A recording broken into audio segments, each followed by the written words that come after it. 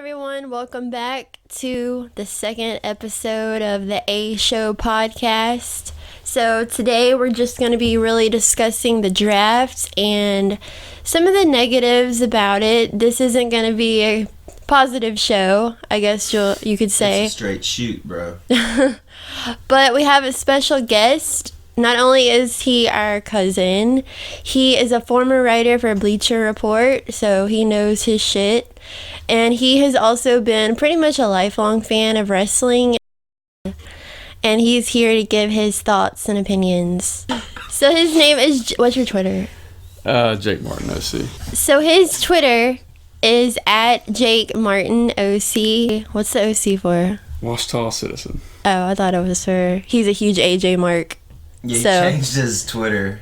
AJ Styles. Oh, the OC? Yeah. God. Tell You know them that first. terrible thing. Introduce yourself and tell them how much of a mark you used to be for AJ Styles.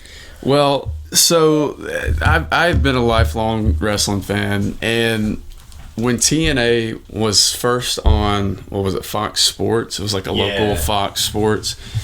AJ was the first wrestler I saw, and it was the first time I looked at wrestling outside of I guess WWF, WWE, WCW lens, and you got to, when you watched him perform these athletic moves in the ring, it was just like, all right, what is this? Like, I've never seen this before. I've never seen it to this level.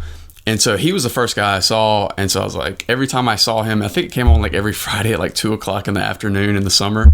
I just remember checking it out on I think, I'm pretty sure it was on Fridays. But anyway, I just kind of followed his career, and they got the Spike deal and yada, yada, yada. But my story with wrestling is, like I said, I was a lifelong fan, and I would say about a year ago, I had to stop watching WWE. And this is why. I come at you from a sports angle. I like realism. I like...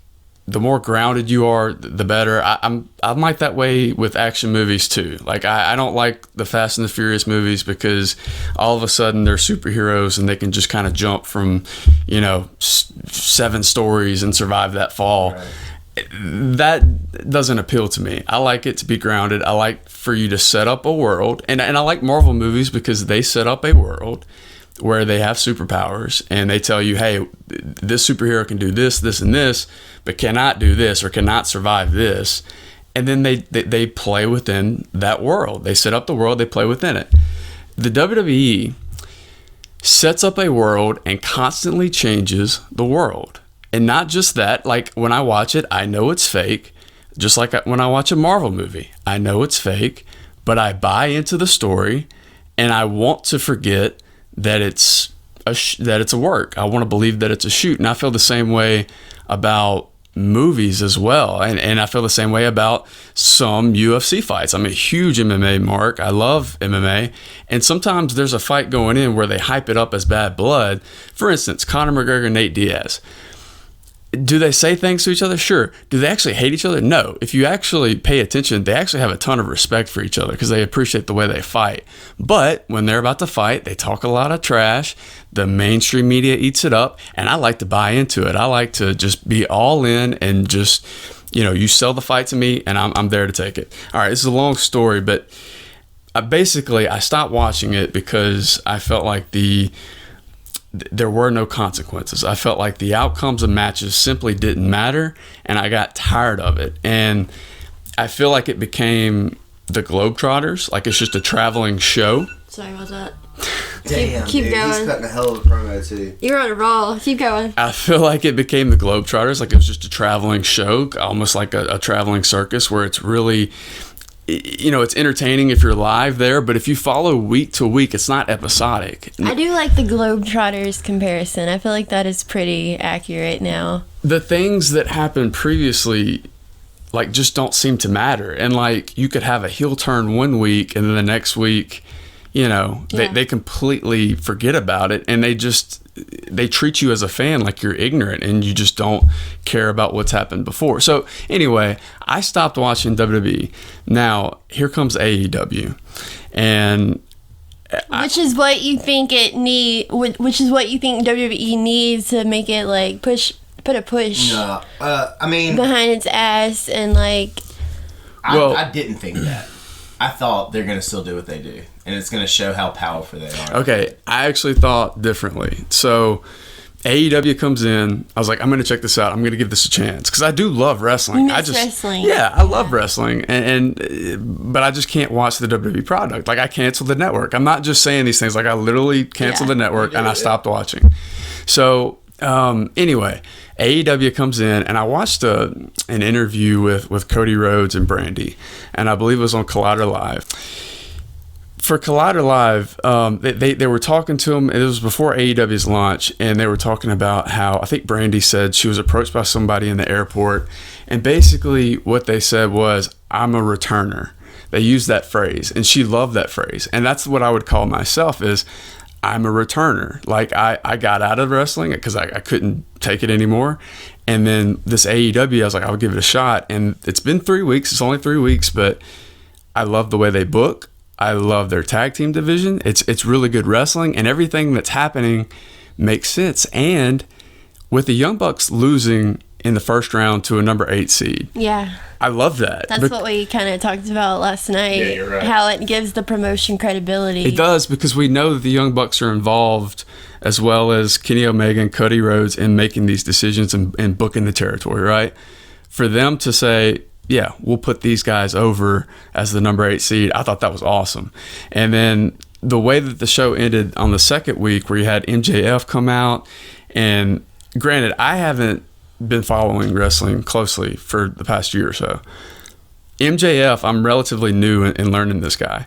He immediately grabbed my attention because of his charisma, because of the way he talks, because of the way he commands the crowd. So he runs down with a chair, and the inner circle is beating down on Cody.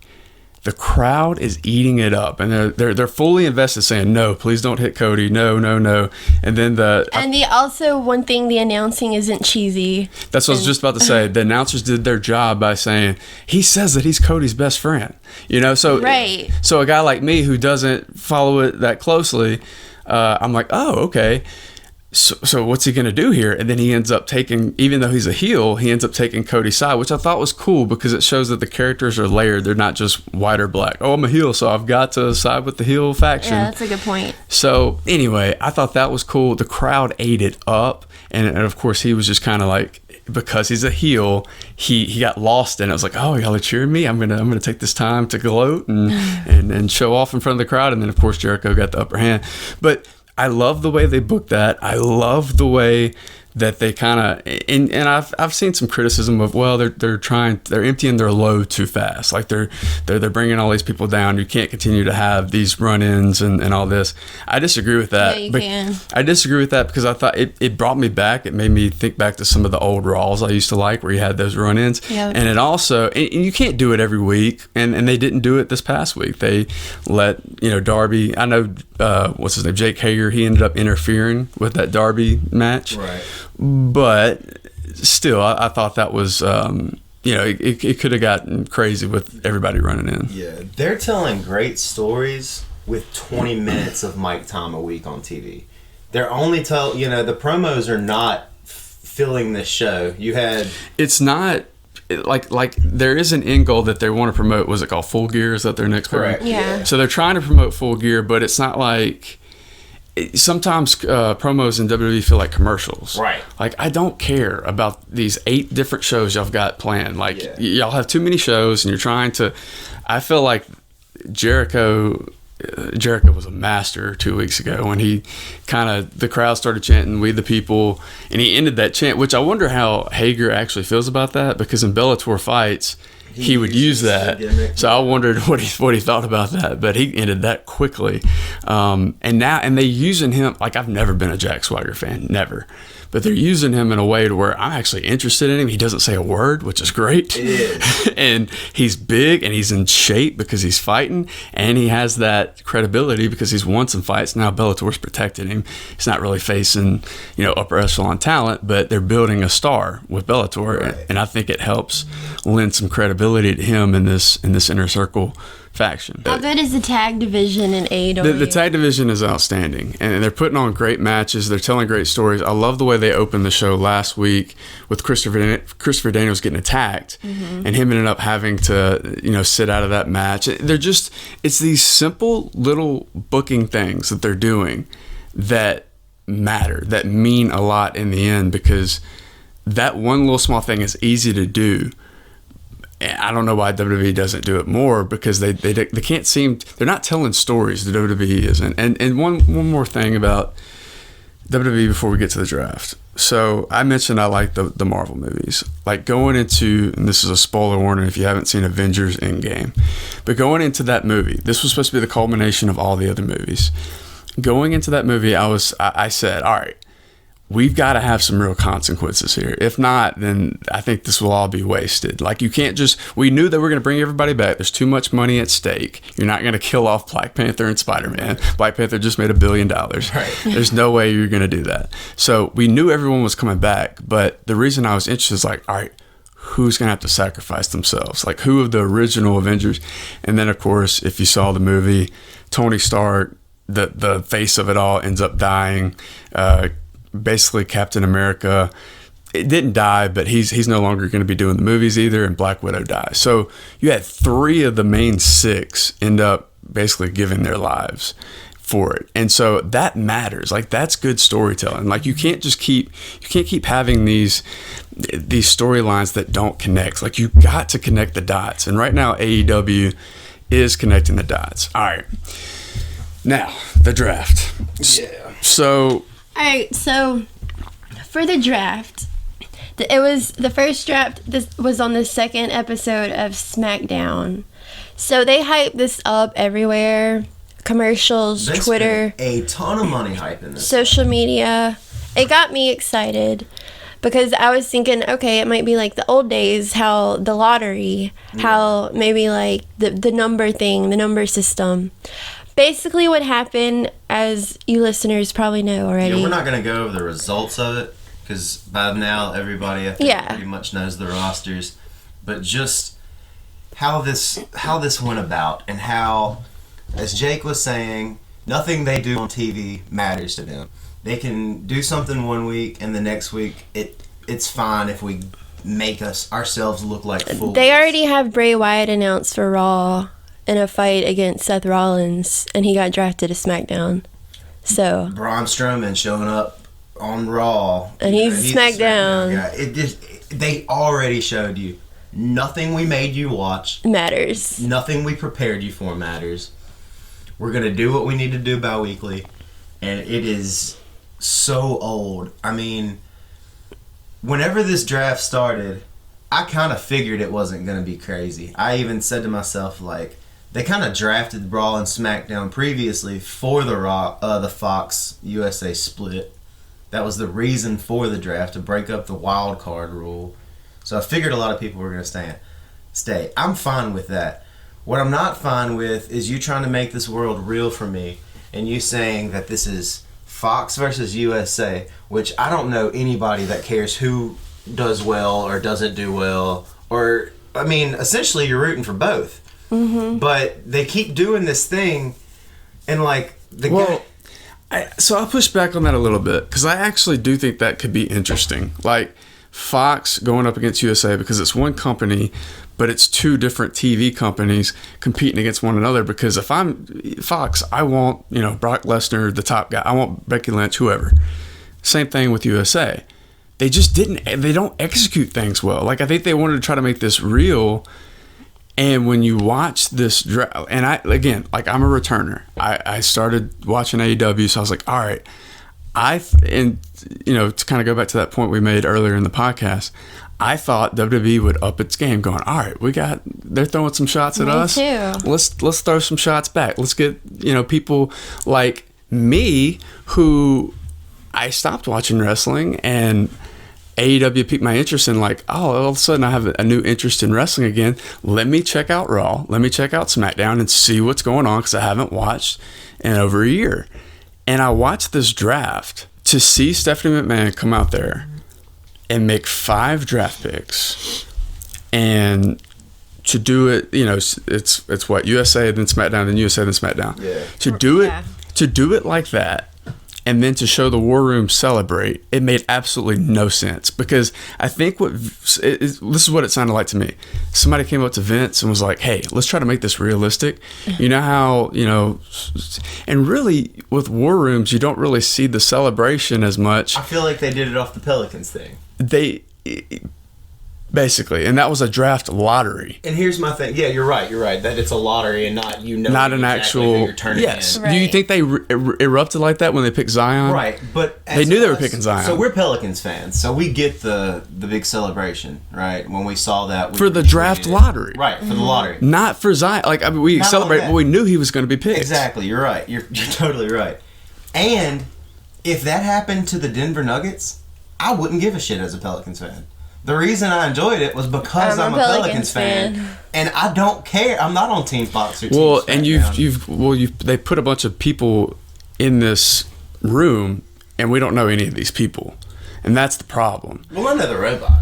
You know the robot. Personally, But so anyway, for them to go back and forth and then show that this room was, and I know people have picked this apart, but I've just got to give my thoughts on it. Like, to show them celebrating, you knew who you picked. Like, why are you celebrating your third pick of that round? And I put all that in quotation marks because instead of celebrating the fact that you'll get to pick first that round, none of it made sense. Now, if you wanted to do something like sports, like if you're so heavy on trying to emulate sports, and it's clear that you don't know how, you should have had the wrestlers with their families backstage and showed their reaction to getting a phone call, something like that. That's the least you could have done. And they put themselves in this world now where they're cool with us knowing about relationships and people having these relationships. Yeah.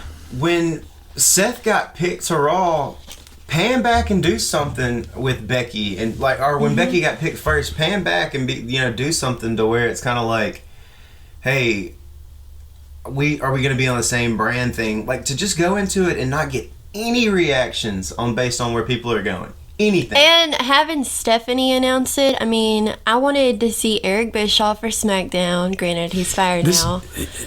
Because the best one, do you remember? This is 10 years ago, and I still remember it. But Triple H getting picked to SmackDown, and he's drinking the water, and he spits it out of his mouth while he's in the back watching the live results. Yeah. And the Undertaker gets some on him and looks back at him, and I still remember that. And now it's just here's a little picture of him. Here's Stephanie saying some cool things about him, and nobody gives a damn about Stephanie. Nobody. McMahon. But this is the problem. This is kind of summarizing the whole podcast for me. It's a simple concept. It's a draft. You could have two, like you said. You could have, I know Bischoff's gone, so I guess Bruce Pritchard, and you could have Paul Heyman, and they did this once. They did this for the very first one, and it was cool because Vince comes out and he says, I select The Rock, and he takes The Rock #1 overall, and people say, oh, this is awesome. You could have done a simple concept like that, and you could have executed it just like that with Heyman and Bischoff or Pritchard, whoever it would be, and it would have been cool. And I think they did this 3 or 4 years ago when they I think Finn was a first round pick for Raw. That was cool. I enjoyed that because you got to see how they viewed wrestlers. And in this, you had two different pools. I found that out after the fact. There were two different. None of it made sense. I didn't like that either. None of it made sense. And then, it all comes back to AEW is taking these small things and they're just executing these small things. And when the small things matter, guys. If your small things don't connect, and if you're consistently botching what should be easy, and then you're not connecting it and building a story, I don't care about the result. Therefore, I don't care about the wrestling. Therefore, I'm not interested or invested in your product whatsoever. I'm not going to watch Raw or SmackDown again until we get close to WrestleMania, and maybe they've upped their game. The Rumble season will start because those things are always fun. No, we get excited again. It's okay. Well, but you remember last WrestleMania, I halfway page, I was like, it's going to be trash right after Mania, and it was. We had low expectations. That's what it always does. But for me, that's why AEW has my attention. That's why I want to see how this brand grows, because the reason why I swear to this, the reason why I think the UFC got so popular is because so many frustrated wrestling fans went to it, because they did old school wrestling booking 101. Here's two guys, they don't like each other, they want to fight for more money, winner gets a bigger purse, and that's it. Yep. And you can sell a story on that. You can sell a story on a fight. But Vince is so obsessed with sports entertainment and putting on a circus show that he's lost sight of what made his company popular in the first place. And to be fair, I'm not getting much out of anybody. Is there anybody in the back at WWE right now that's a wrestler that you feel like is stepping up? Larger than life. Right, because like getting Seth there. right now will get on Twitter and tell you he's the best wrestler in the world, right? And I don't think, if you look back and listen to Stone Cold Steve Austin's podcast, you always hear him talk about the hunger and how everybody wanted to be the best, and everybody may have thought that they were the best, but they never would say it out loud, that there was always a constant grind. Mm-hmm. I feel like everybody in WWE is complacent. They know, like, here's the tiers and this is what it is, so whatever, and if we get a shot, we'll do our best, obviously, but for the most part, this is it. Becky's the only person who did that, I feel like, in the past 3 years, who said, I'm going to change my character, I'm going to do it on my own, I'm going to come up with this, I'm going to do my thing, I'm going to do my shtick on social media.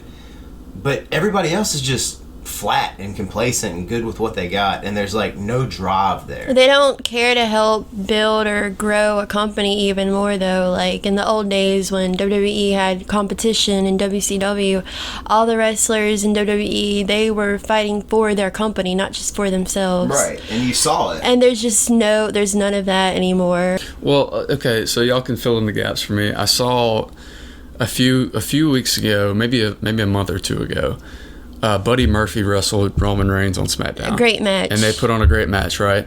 And I feel like that was, you could compare that to what Darby Allin and Chris Jericho just did in AEW. Yeah. Like you can tell, like AEW is like, hey, here's this interesting guy that we're gonna actually put in an important match, and I'm curious to see how they build him going forward. What did they do with Buddy Murphy after that? He's drafted on Raw, and you were told 100 more times that he's the best kept secret. But have we seen it? He's still a secret. Have not seen it. And it blows my mind because they used to do this with like Jeff Hardy. They like put him and Cedric in a match. And here's the thing with that. If you're new to wrestling and you watch that match, if you're flipping the channels and see it, it might catch your eye. For us, we know that's gonna deliver.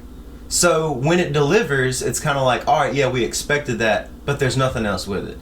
And we know in wrestling that when we're watching these two guys have this match, it doesn't matter. Nothing's going to happen from this. They're not going to come out next week and say, hey, we saw your match with Cedric Alexander and you look good, so we're going to give you a title match against AJ tonight. No, it'll be Cedric again next week, and it'll probably be Cedric again in 2 weeks until this pay-per-view, and we'll just never see it again, and we might not see anything from either one of them. Because that's just how it's been booked. But I will say this. It'll be interesting if Paul Heyman had anything to do with this roster construction for Raw. Because if you look at it, they got some workers. And if Paul will go to bat for some of these guys, it could be interesting and he could do a push. But to the same thing you were talking about, Roman Reigns and Buddy Murphy, one of the saving graces in Hell in a Cell pay-per-view was we got one of those random Randy Orton gems where, like every now and then he'll just have a match where you're like, damn, that was a really good Randy Orton match with Ali. And to the point where that was a good match. Really good. The ending Nobody's talking about it really anymore. But after the pay-per-view, which pay-per-view match you'd expect it to be a big deal. After pay-per-view, didn't really hear anything about it. Just kind of moved And they on. could have built off of that. Absolutely. Because you could see after the match, Randy Orton being a heel, he kind of tapped Ali kind of to give him that respect. That rub a little bit. You know how Randy kind of does, where he's like, good job, kid. So yeah, they could have totally built off of that, and that would have been an interesting feud. But nothing. We get nothing with the Kofi situation, even though you could write that story by itself for the entire locker room. Get all the faces in the locker room and say, like, this isn't right. Everybody else got a rematch. In the history of WWE, you've always given rematches. Well, and I didn't watch it, but I heard that he came out the following week and was like smiling and throwing pancakes. In a tag match. That's the biggest insult, because this is a guy who you put the belt on, you said, hey, and I thought it was a nice statement that, hey, we're going to trust this African American wrestler, and you saw what it meant to so many African American fans watching it, and then to just throw it away with one F5, and it's like, oh no, he's back to being a clown again. Right. It's like, that's the biggest spit in the face. You can hear it almost to where if you were him when it happened, was like hey, you did good, kid, but we're done with you now. Yeah, pretty much. You're cut off. Right. Yeah. The real guys. You get no the stars closure. are here now. Yeah. And I didn't have it, like, I knew that they scheduled that match for Big Fox. I think everybody and their mom knew Brock was going to win that match, and I didn't have any issue with that. I felt like you want to make a bang, let Brock win the title, but I didn't think it would happen in 5 seconds. Especially with the way Kofi's won a lot of these battles, was that he outlasted that gauntlet. He survived forever in the Hell in a Cell, which got him to that point. He took a beating from Daniel Bryan and was stretched out but never gave up. And you made his character like, hey, he might be smaller, but he fights and he never gives up. And then to just get dropped one time. Yeah, Dropped fresh. It just, and it didn't help that, God, it's almost like WWE knew, like, hey, we got to start slowing down. But this is another problem. Like, the WWE comes out basically and says, winning and losing doesn't matter. Like, this is all a show, and it doesn't matter if you win or lose. But it does matter. Like, you don't want to watch somebody who continues to lose. Like, you'll lose. Like, Dolph Ziggler, I felt, was killed by the booking in WWE. How many times has he been killed? But that's over why and he's over. not a star right now. I thought he was going to, it wasn't his fault he got a concussion, but I thought he was going to be a star when he had that. He cashed in the Money in the Bank, remember? He won the title. Yeah. And then he had that feud with Del Rio, and Del Rio, I believe it was Del Rio, yeah, he gave him a concussion, and Dolph came back, and I remember, like, attacked him from behind, and the crowd was losing their mind. I was like, oh, man, this is going to be great. And they just dropped the ball. Like, they just stopped with him. And I think he ended up losing that match. And then you just, back to the mid-card, kid. He is like the perfect example of what you're talking about with things not being real, wins and losses not matter. Because he's the poster child he for really it. is, because they will go as big as to... Remember the Survivor Series when Sting showed up? Yeah, he was the lone survivor. Right, yeah. and he was like the sole purpose of it. And then as soon as the Sting thing got hit on Twitter and they saw how much it was trending, you didn't even hear about him being the sole survivor, really. It was all about, like, Sting's here. Hey, everybody, look at this guy. Remember him with the bat? And, like, that's that kind of... It's the same thing right now, to where it's like with Cain Velasquez and Kofi. Fury. Are kind of the Kofi... Are making him like Dolph Ziggler with this, like, hey, something bigger is here now. Thanks for what you did. But, yeah, I mean, it all comes down to, like we're saying... Bi-weekly, they don't think what happened last week matters, or it has to show up in any sort of way. Two final points, and then I need to run. The first one is, we went to WrestleMania 30, and when we went there, Bray was fighting John Cena, and there were so many fans dressed up as Bray. Bray was so hot. Like, he was the hottest thing in wrestling, just like you could say he's the hottest thing in wrestling right now. And they absolutely killed him by letting Cena beat him.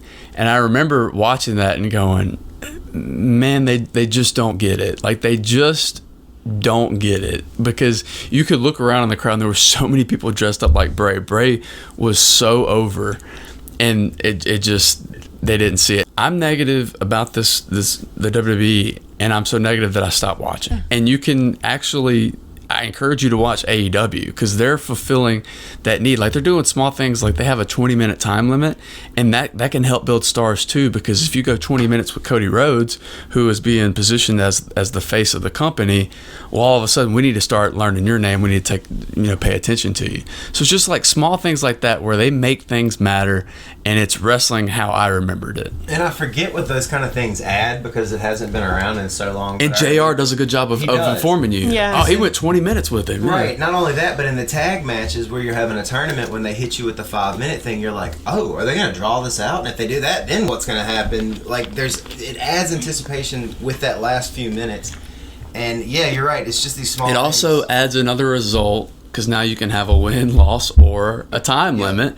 and that's makes it less predictable. Right. You I know? also like how they have the other tag teams out in the crowd watching the match, Yeah. front and center. I think they do have some work to do on the women's division. I think. Oh, the women's Oh, division's yeah. trash. Def- Like I think That's the what women's I was division, saying last night. Yeah. I think that they. What would you do? I don't know what you do. As Are a they secondary, though. saving Kong? Like what are they doing?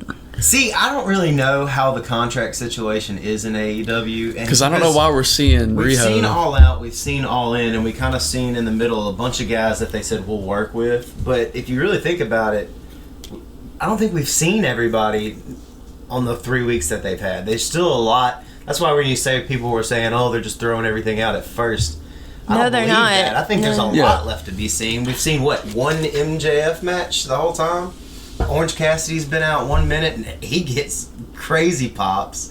So I mean, I don't think we've seen a lot. I don't know what their roster looks like, and I kind of dig that. I kind of like not knowing and kind of saying, okay, right now we've got no number one contender because the Britt Baker match is happening. And I'm like, I don't know what's going to happen. And I dig You're that. not biased because you don't really know any wrestlers' history, so it's basically fresh, a brand new. Yeah, it's cool too because they're not blending styles. Like WWE blends styles. Like you see one WWE match, you feel like you've seen them all. Like you've got Yeah. MJF come out and he wrestles an old school match where he's constantly talking to the crowd. He's constantly getting the crowd involved, and I love that. Like, too. And then you've got the Lucha Bros who can fly around, and of course the Young Bucks with the Super Kick Party. Like it's just you got so many different styles that it's just so fun to watch. And I love that they blended it with that tag match last week. This was another great booking decision where you had Omega and. Who was Omega's partner last week? It was versus Pac and Adam Page. It was Page, right? You had Omega and Page versus Pac and Mox, and so in that match, Moxley wanted to hit Omega at the very end with. They keep teasing the broomstick with the barbed wire and the bat with The cleaner. Yeah, so they keep teasing that, and so at the end he gets the bat with the barbed wire. And Pac comes in and is like, no, like and I love this because it fits his character because on the week prior, he kept saying, I'm better than everybody. Yep. Look at my win-loss record, JR. Mm-hmm. And so it makes sense he's grabbing it like, no, let's win this wrestling match. And it We're also better makes wrestlers. sense that Mox doesn't care about that. Right. Exactly. That he doesn't give a damn if they win or not. He just wants to hurt people. The And so booking was Mox great. takes offense. And what does he do? He hits him with his finisher, and then he just walks out on him, and he gives him the double gun salute, as they would say. But he walks out on him, and then it just leaves him, for Omega and Page to hit their finishers. I just thought little small stuff like that. It's so cool. It's so refreshing, and it makes sense for the characters. And nobody really has to take the L. Did we want to cover anything, Jake? Did you have anything to say about NXT, or have you stopped watching? I know I've been watching. I like NXT. I think they have a better roster than They're stacked AEW. right now. I just think last week I was pretty much bored through it. I just I don't know. There's something that's and maybe it's the crowd that the Full Sail crowd that has something to do with I it. think But when you're flipping back and forth and you see that, you feel that. Yeah, the AEW compared to NXT, the production. Yeah. But I love Undisputed. I've been loving them. I'd say like Adam Cole. If you said you can only watch one wrestler right now, I'd probably pick him over anybody. And they've got the guy who you would have said that last year. I mean, Johnny Gargano has had no bad matches on pay-per-view. And you get Ciampa back. You've got Finn now. But they're not. It's like they're trying to hold it back too much to where they showed like one little small thing of Finn last week, and Ciampa had a match, but I don't even think we saw Gargano. It's like I want to see these guys every week. Like this pay-per-view coming up will hit. It feels like they're still doing the old strategy where they tape the shows and you don't see everybody every week, and I think they need to change that because I agree. I don't really care about Damian Priest. I'm gonna be honest with you. Like him, I like Pete Dunne, but when they closed the show, I was like, man, really? That's the closer. This is the main I event. can flip over to a title match. Yeah. And I think that'll change. Their pay-per-view hit. War Games is coming up. They always hit. They're always delivering on the pay-per-views. And I think after that'll be the fresh booking of where it's like, all right, now we know we're on TV. We know where we are story-wise. We know we got to do 2 hours. I trust him. I trust Triple H, but it depends on it, since they're now going head to head with AEW, and he's looking at the ratings. Maybe Vince tips his toe in the water. That's going to be trouble. That'd be the worst thing that they could do for that company.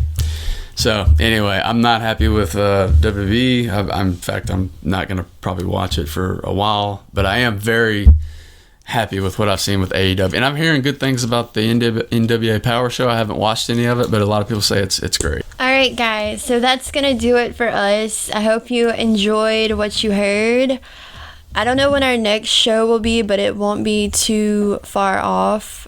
Yeah, it'll probably be for the next week's shows.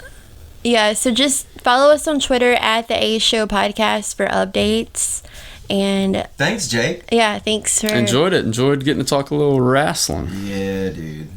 All right, so like I said last night, we need an outro. So Jared, take us away. Kiss some rainbow. No, you need to do a different one. I love that one. I'll never do a different one. Okay, end.